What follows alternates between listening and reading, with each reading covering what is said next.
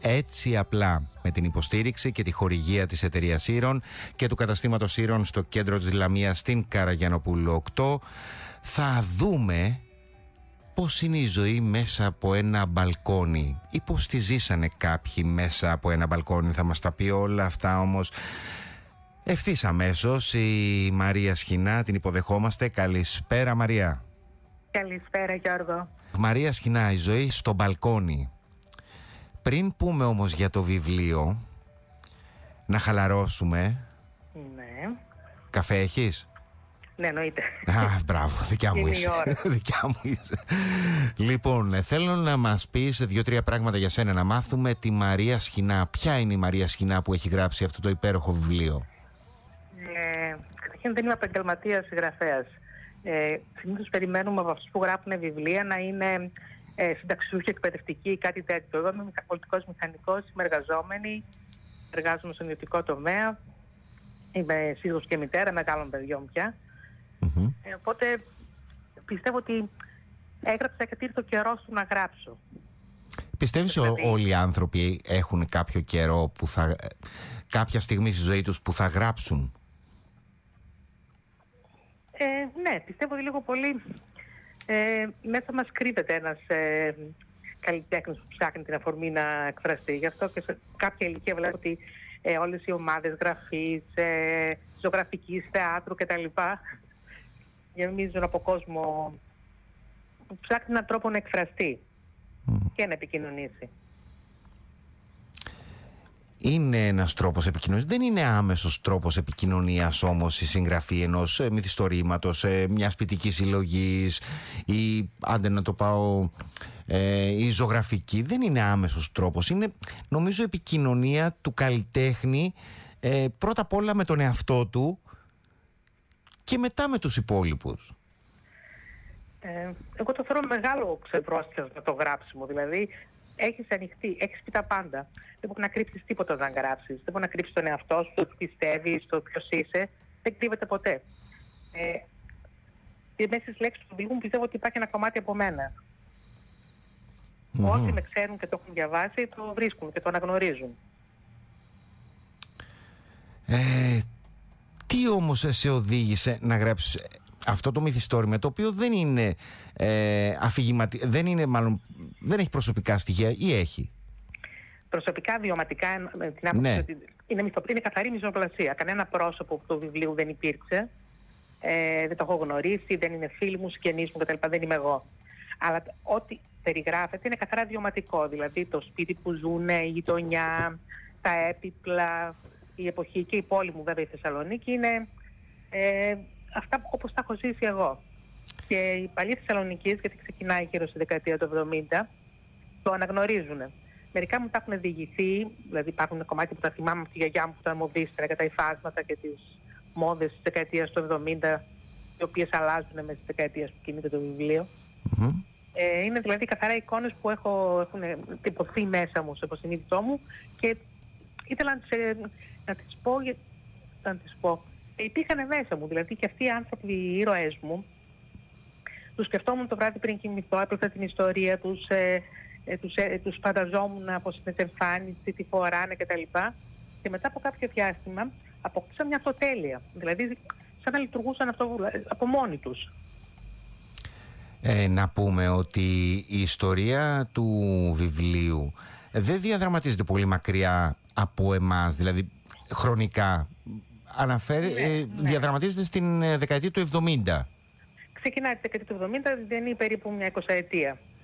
70, 80, 90. Λίγο, την έφερα την ιστορία λίγο πριν την εποχή των κινητών, γιατί πιστεύω ότι ήταν πολύ καθοριστική η περίοδος αυτή, τώρα πια αρχίζαμε να επικοινωνούμε τα κινητά και με μηνύματα. Εγώ ήθελα οι ήρωές μου να κοιτούν το μπαλκόνι, να κάνουν νόημα ένα στον άλλο από το μπαλκόνι. Σε ποια περιοχή στη Θεσσαλονίκη? Μου λίγο πριν από την εποχή. Σε ποια περιοχή της Θεσσαλονίκης ζεις? Στο κέντρο. Περιοχή Καμάρας δηλαδή? Παράλληλα με την Εγνατία. Εκεί γεννήθηκα και εγώ και είχα εικόνες από αυτή τη γειτονιά. Ναι, και κέντρο. Πώς ήταν για σένα η ζωή στην Μεγαλούπολη σε ένα μπαλκόνι? Η αλήθεια είναι ότι δεν έμεινα ποτέ σε ρετυρέ, γιατί αυτά είναι δύο απέναντι ρετυρέ, έμενα πιο σε χαμηλότερο όροφο, αλλά ζούσαμε πολύ στο μπαλκόνι τότε. Δηλαδή είχα την κούνια μου στο μπαλκόνι, έπειτα στο μπαλκόνι, είχαμε τραπέζι και τρώγαμε στο μπαλκόνι και έπιπλα, περφροζέ και τα λοιπά, αυτά υπήρχαν και στο δικό μου μπαλκόνι. Γιατί παρατηρώ ότι τώρα πια οι άνθρωποι δεν ζουν στα μπαλκόνια, ούτε στις αυλές τους πια. Ναι, είναι πολύ πιο μαζεμένοι. Στις μεγαλοπόλεις. Δηλαδή τώρα αυτό το καιρό και κοιτάω τώρα απ' έξω τη γειτονιά μου, που μένω στην Καλαμαριά στη Θεσσαλονίκη, που είναι γειτονιά. Ναι. Όλοι έχουν ωραία σπίτια, μεγάλα μπαλκόνια, όλοι έχουν πάρει έπιπλα στα μπαλκόνια τους, τα μπαμπού κτλ. Κανείς δεν κάθεται έξω.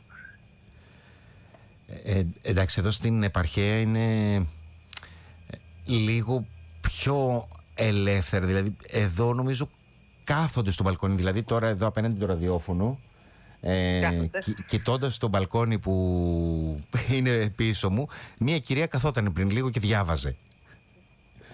Δεν ξέρεις. Και εδώ που μένω εγώ στην Καλαμαριά, στη Θεσσαλονίκη, έχει διατηρήσει την εικόνα της μικρής επαρχιακής πόλης. Έχει μια αυτονομία, την δική της αγορά, το δικό της κέντρο, πλατεία κτλ. Οπότε δεν ενδιαφέρει πάρα πολύ. Η Μεγαλούπολη είναι όπως την έχουμε στο μυαλό μας, όπως τη θυμάμαι εγώ και που τυπώνεται στο βιβλίο μου. Το κέντρο μιας πόλης. Το κέντρο μιας πόλης, το οποίο μεταμορφώνεται. Δηλαδή, παράλληλα με τους ήρωές μου, μεταμορφώνεται και η πόλη. Για πες μου δύο λόγια για τους ήρωές σου. Ποιοι είναι οι κεντρικοί ήρωες και πώς διαδραματίζεται, πώς ξεκινάει η ιστορία, δεν μας πεις το βιβλίο για να το διαβάσουνε. Η ιστορία είναι δύο γυναίκες βασικά. Και γύρω από τις πλέκεται μια ολόκληρη ιστορία. Είναι μια γυναίκα που είναι μια κοπέλα, μια πλούσια και όμορφη, χαϊδεμένη μοναχοκόρη, η οποία ζει στο κέντρο της πόλης. Έχει παντρευτεί τον αγαπημένο της, περιμένει το παιδί του κτλ. Και μία μέρα στο μανάβι συναντάει μια γυναίκα που είναι 20 χρόνια μεγαλύτερη της, κατάγεται από την επαρχία, δεν είναι προσαρμοσμένη στον αστικό τρόπο ζωής, ούτε μπορεί να συνηθίσει, ούτε ξέρει τα κατατόπια και τον τρόπο ζωής της πόλης της δεκαετίας του 70, η Ελισάβετ. Η Στέλλα η μικρή λοιπόν τη συναντάει στο μανάβικο και την βλέπει που ψωνίζει πράζα, δεν τα αναγνωρίζει και πιάνει κουβέντα μαζί της. Και τη ζητάει να της μάθει να μαγειρεύει, γιατί ήταν αυτό που δεν ήξερε. Έτσι πηγαίνουν η μία στο σπίτι της άλλης και αρχίζουν να γνωρίζονται. Και ενώ είναι τελείως διαφορετικοί άνθρωποι, διανύουν όλη σχεδόν τη ζωή τους μαζί, με αποτέλεσμα η μία να δασκαλεύει την άλλη και να αλλάζουν τελείως, διατηρώντας όμως πάντα την αστική τους προσωπικότητα. Το συντηρητισμό του η μία, το κακομαθημένο παιδί άλλη, παρόλα αυτά πάβουν να είναι οι ίδιοι άνθρωποι. Στην πορεία βέβαια υπάρχει και μια ερωτική ιστορία, γιατί δεν υπάρχει κανένα βιβλίο, έχουν μεγάλη διαφορά ηλικίας, κοιτούνται τα παίρνουν την μπαλκόνια και ερωτεύονται. Και παράλληλα με αυτή μια ιστορία τρέχει και η άλλη ιστορία που είναι κρυφή φυσικά, θα γίνει η αποκάλυψη. Μην μας πεις άλλα για να το διαβάσει και ο κόσμος το βιβλίο. Γιατί... Ναι, αυτά είναι λίγο αναλυτικά το πιστόφυλλο. Έχει πολύ πλοκή, πολλά πρόσωπα μπλέκονται γύρω από τις οικογένειες. Πολλά ίδια ανθρώπων τα οποία έχουμε συναντήσει και εμείς στην καθημερινότητά μας, τα οποία επηρεάζουν τη ζωή τους, των ηρών μου και πιστεύω και των αναγνωστών. Ο αναγνώστης πώς μπορεί να επωφεληθεί και να ωφεληθεί από την ανάγνωση αυτού του βιβλίου? Από αυτά που έχω εισπράξει ήταν feedback από φίλους και γνωστούς και αναγνώσεις που έχουν διαβάσει, αυτά που μου στείλει σε μηνύματα. Είναι πολύ νοσταλγικό. Είναι μια βουτιά σε μια περίοδο αθωότητας, δηλαδή μια εποχή που όσοι τη θυμούνται δεν είναι πολύ μακρινή. Παρ' όλα αυτά έχουμε ξεχάσει και εμείς πώς ήμασταν στα 80s και στα 90s. Όχι, δεν το έχουμε ξεχάσει, να είσαι σίγουροι, δεν το έχουμε ξεχάσει, εγώ τουλάχιστον όχι. Όλοι το βρήκαν σαν μια ευκαιρία να δουν το παρελθόν τους. Μια πιο ρομαντική και γλυκιά περίοδο της ζωής τους. Κάποιοι οι οποίοι είναι μικρότεροι όμως και δεν είχαν καμία επαφή με, δηλαδή για άτομα τώρα που γεννήθηκαν μετά το 90, δεν έχουν εικόνες από τις δεκαετίες του 80, αρχές 90. Ακόμα και σε μικρούς άρεσε, γιατί η κόρη μου είναι γεννημένη το 90 και το διαβάσαν όλες οι φίλες τους και όλες ταυτίστηκαν με την μικρή ηρωίδα, την κόρη της Στέλλας, που ζει το μεγάλο έρωτα. Δηλαδή και αυτοί βρήκανε κάποια στοιχεία που τους κέντζε το ενδιαφέρον, που μου ζητάνε sequel. Για την εξέλιξη της ερωτικής ιστορίας. Ναι. Οι μικρές ηλικίες, επειδή είναι μαθημένες από τις σειρές, αυτά που βλέπουν στο Netflix, σου λένε και τώρα εντάξει, τελείωσε, τι θα γίνει μετά. Πρέπει να βγάλεις και δεύτερο μέρος. Ναι, θα έχει άλλο κύκλο, δηλαδή έτσι έχουν μάθει. Εσύ έχεις ζήσει,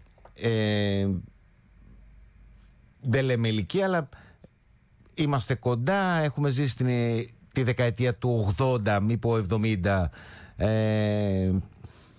Ποιες διαφορές βλέπεις από το βιβλίο στη σημερινή εποχή? Ποιες διαφορές έχεις περάσει μέσα? Ποιες διαφορές? Αυτό που λέω θεωρώ την περίοδο αυτή που τριγά το βιβλίο μια πιο αγνή περίοδο, που υπήρχε μια αισιοδοξία. Η Ελλάδα έβγαινε μετά από ένα πόλεμο, μετά από τη Χούντα, υπήρχε μια μεγαλύτερη επιθυμία για να γνωρίσουν τον κόσμο, μια εξωστρέφεια, ο κόσμος άρχισε να αποκτάει λεφτά, οι γυναίκες να δουλεύουν και να έχουν δικό τους εισόδημα. Τώρα πια αυτά είναι δεδομένα. Και ο καταναλωτισμός και τα λοιπά, περάσαμε και από αυτές τις φάσεις, περάσαμε 3, το πληρώσαμε. Στο βιβλίο μου είναι η περίοδος αυτή που ο κόσμος πρωτομαθαίνει πώς θα ζει καλά, πώς θα ζει καλύτερα. Αν το έγραφες για τη σημερινή εποχή, δεν θα μπορούσαν να γνωριστούν στο Μανάβικο. Ξεκινάμε από εκεί. Ναι, καταρχήν ναι, οι τόποι και τα μέρη. Βράβανε ρούχα, δηλαδή υπήρχε η έννοια της μοντίστας, ψάχναν σε περιοδικά να δουν τι φοριέται για να το φορέσουν. Ήταν καταξίωση και χαρά για κάθε γυναίκα να αποκτήσει μια γούνα. Τώρα θεωρείται τελείως πασέας μου η γούνα. Για άλλους λόγους. Παρόλα αυτά ήταν μια περίοδος που όποιος τη θυμάται ή τη βιώνει μέσα από και τον κινηματογράφο και από τις παλιές ελληνικές ταινίες, αλλά και τις εκπομπές τώρα που παίζονται, βλέπω στην τηλεόραση, όλες αναφέρονται σε μια προγενέστερη περίοδο. Ίσως γιατί βρίσκουν κάποια στοιχεία πιο ευαίσθητα, πιο ρομαντικά και μπορούν να μεγαλύτερη αθωότητα. Ναι. Πιστεύεις ότι μπορεί να επιστρέψουν δύσκολο, να επιστρέψουμε, να αλλάξουμε σαν άνθρωποι και να προσεγγίσουμε λίγο περισσότερο εκείνες τις δεκαετίες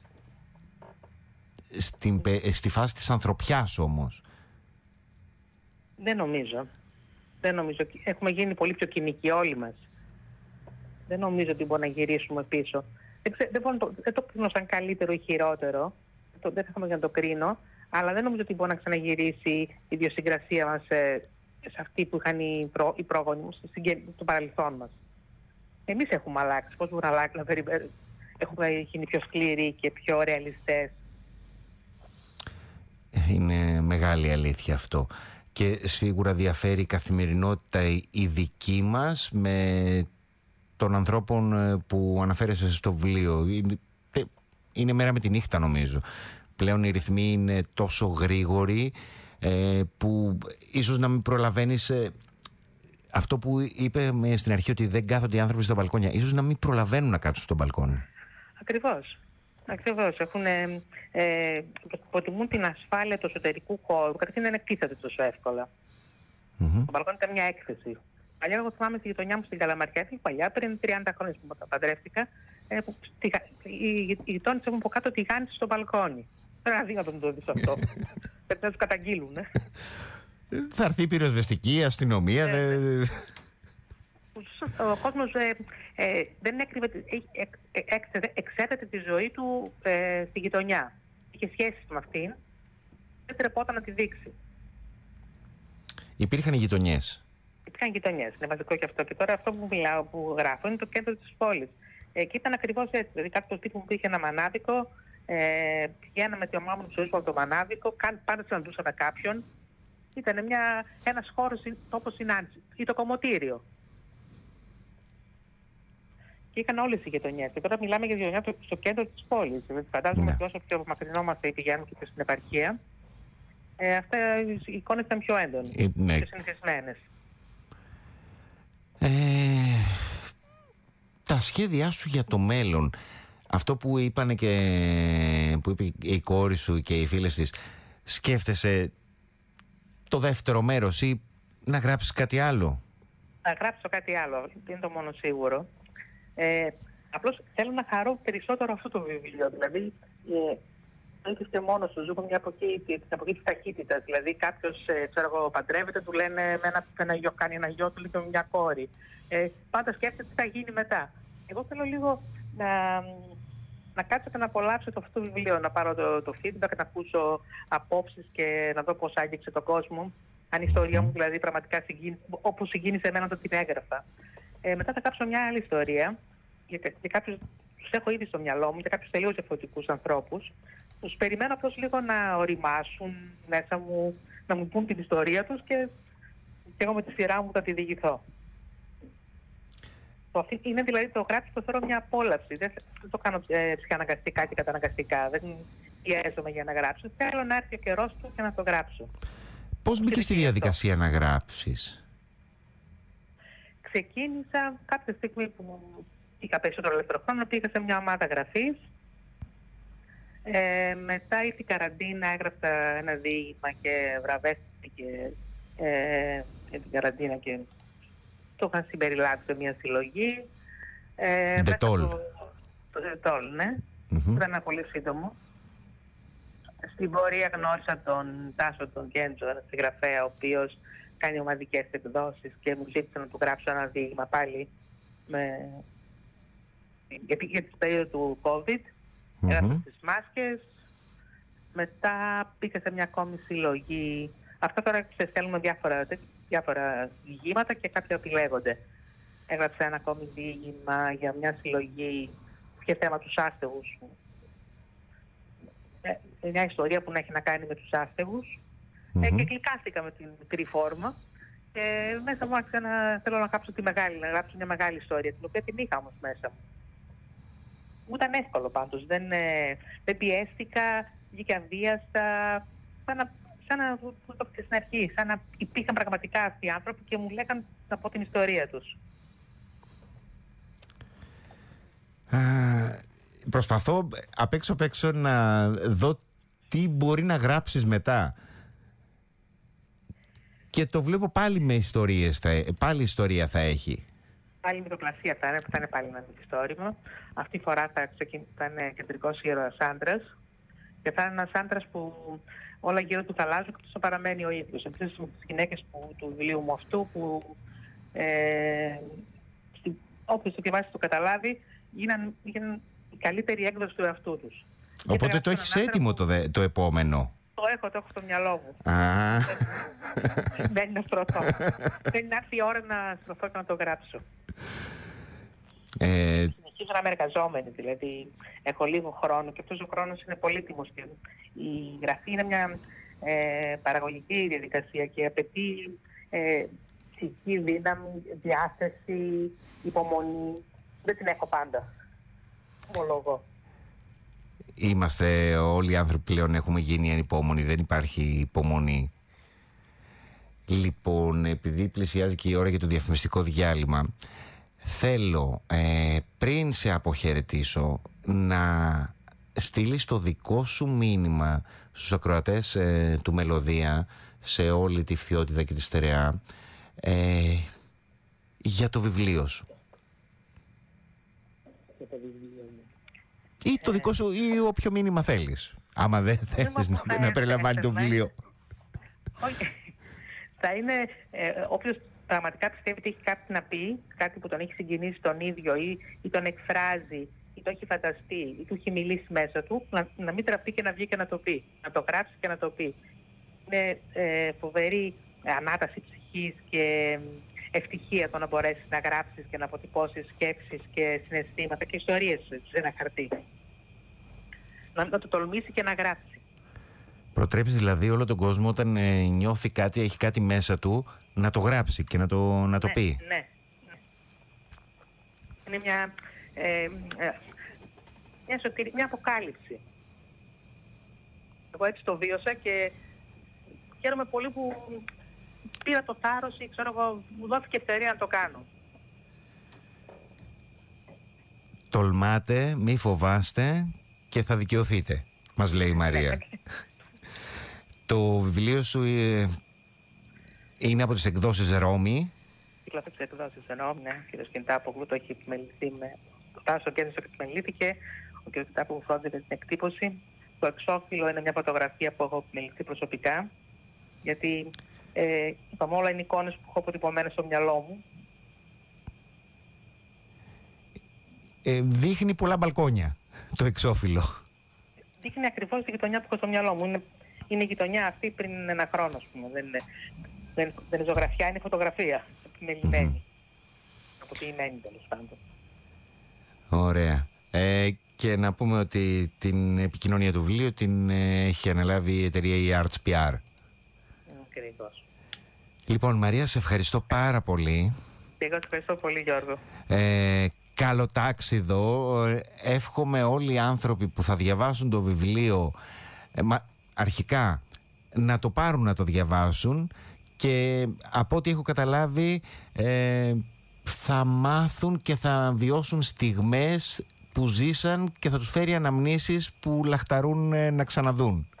Αυτό που θέλω να πω έτσι ότι όποιος το πήρε το τελείωσε. Και για μένα αυτό ήταν ένα προσωπικό στοίχημα, επειδή έχω μια στίβα βιβλία δίπλα στο κομμωδίνο μου, τα οποία τα έχω πάρει και δεν τα έχω τελειώσει. Ήθελα να γράψω ένα βιβλίο που όποιος το ξεκινάει να το τελειώνει. Μου έχουν πει ότι έχουν κάψει φαγητό, έχουν αφήσει τα παιδιά του κτλ. Και να το τελειώσουν. Θα παρακαλέσουμε τους ακροατές όταν θα πάρουν το βιβλίο να μην μαγειρεύουν. Και αρχίζουν να το διαβάζουν να μην μαγειρεύουν. Έχει και πολλές συνταγές μέσα. Έχει και ένα κομμάτι αφιερωμένο στη μαγειρική. Δεν μας το πες νωρίτερα για να μας πει και καμιά συνταγή. Δεν είναι και δικές μου, γιατί είναι αναμνήσεις που έχω από τη μητέρα μου. Εγώ δεν είναι το στυλ μου. Μαρία, σε ευχαριστούμε πάρα πολύ. Εγώ ευχαριστώ πολύ, Γιώργο. Καλή πολύ συνέχεια, ωραία. Καλό τάξιδο και εύχομαι να τα ξαναπούμε στο επόμενο βιβλίο που δεν θα είναι, παιδιά, η συνέχεια του διηγήματος αυτού. Δεν θα είναι sequel. Δεν θα βγάλουμε 2. Να μείνετε με την απορία τι θα γίνει το ζευγάρι. Καλό βράδυ, Μαρία. Ευχαριστώ πάρα πολύ. Καλό βράδυ. Αυτή λοιπόν ήταν η Μαρία Σχοινά, η συγγραφέας. Μιλήσαμε για τη ζωή στο μπαλκόνι, όμορφες δεκαετίες. Η ζωή στο μπαλκόνι, το βιβλίο περιγράφει τη ζωή δύο γυναικών στις δεκαετίες του 70, 80 και 90. Μην χάσετε την ευκαιρία να το πάρετε. Ζωή στο μπαλκόνι από τις εκδόσεις Ρώμη. Να ευχαριστήσουμε το χορηγό μας, την εταιρεία Ήρων και το κατάστημα Ήρων στο κέντρο της Λαμίας στην Καραγιανοπούλου 8.